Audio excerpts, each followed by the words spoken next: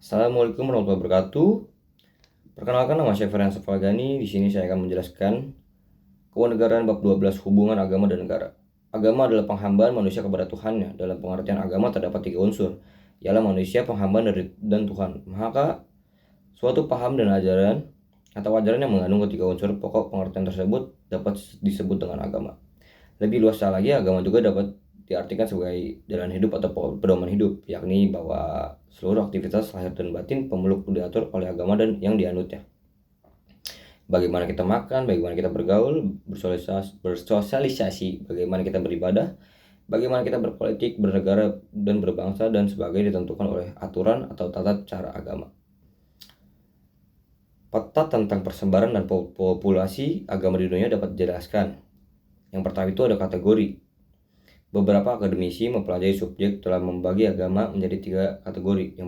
Yang pertama itu agama di dunia, sebuah istilah yang mengacu pada yang transkultural agama internasional. Yang kedua, agama pribumi yang mengacu pada yang lebih kecil, budaya tertentu atau kelompok agama bernegara tertentu. Yang ketiga, ada gerakan-gerakan keagamaan baru yang mengacu pada agama baru ini dikembangkan. Yang kedua ini ada kelompok agama. Kelima kelompok agama terbesar menurut jumlah penduduk dunia ini diperkirakan mencapai 5 miliar, yaitu Kristen, Islam, Buddha, Hindu, dan agama tradisional rakyat Cina. Agama dan kepercayaan yang dicantumkan di bawah ini merupakan agama-agama dengan kepercayaan jumlah penduduk yang signifikan di seluruh dunia. Yang tiga itu ada kekerasan. Perang salib adalah serangkaian dari kampanye militer berjuang terutama antar Kristen Eropa dan Muslim. Ditampilkan di sini adalah adegan pertempuran dari perang salib pertama. Charles Ranggood mengklarifikasi frase agama dan kekerasan sebagai gemuruh, menyatakan bahwa agama dianggap menentang kekerasan dan kekuatan untuk perdamaian rekonsiliasi. Ia mengaku bagaimana bahwa sejarah dan kitab suci agama-agama di dunia ini memberitahu cerita kekerasan dan perang karena membicarakan tentang perdamaian dan cinta. Yang keempat itu ada sains. Mengenai agama dan ilmu pengetahuan, Albert Einstein menyatakan pada tahun 1940, untuk ilmu pengetahuan hanya bisa memastikan apa yang ada, tapi tidak apa yang seharusnya, dan di luar pertimbangan nilai domain dari segala macam tetap diperlukan. Agama di sisi lain hanya berurusan dengan evaluasi pemikiran dan tindakan manusia. Tidak dapat dibenarkan berbicara tentang fakta-fakta dan hubungan antara fakta.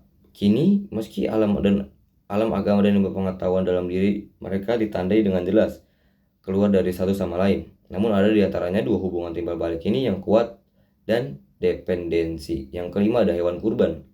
Hewan kurban adalah ritual pembunuhan dan korban binatang untuk menenangkan atau mempertahankan nikmat dengan dewa. Bentuk-bentuk pengorbanan yang dipraktekkan dalam banyak agama di seluruh dunia dan telah muncul historis hampir di semua budaya. Yang keenam ini ada sekularisme dan tidak beragama. Ranjit Singh mendirikan pemerintahan sekuler di bawah Punjab pada awal abad ke-19. Istilah ateis tidak mempercayakan pada setiap dewa atau Tuhan, atau agnostik, keyakinan namun dalam ketidaktahuan tentang keberadaan eksistensi dewa atau Tuhan. Yang ketujuh adanya kritik agama. Kritikus menganggap agama sudah menjadi usang, berbahaya bagi individu, misalkan pencucian otak anak-anak, iman kesembuhan, mutilasi alat kelamin perempuan, sunat, merugikan masyarakat, misalkan perang suci, terorisme, pemborosan sumber daya, menghambat kemajuan ilmu pengetahuan untuk melakukan kontrol sosial, dan mendorong tindakan asusila, misalkan pengorbanan darah, diskriminasi terhadap homoseksual dan perempuan, dan bentuk-bentuk tertentu dari kekerasan. Yang kedelapan ini ada kerjasama antar negara. Karena agama tetap diakui dalam pemikiran barat sebagai dorongan universal, banyak praktisi agama bertujuan untuk bersatu dalam dialog antar agama, kerjasama, dan perdamaian agama. Yang kesembilan adanya cara beragama. Dalam praktiknya, dalam cara beragama ini dapat dibedakan. Yang pertama ada cara beragama dengan tradisional, berdasarkan tradisi masing-masing negara. Yang kedua itu ada formal, yaitu beragama berdasarkan formalitas.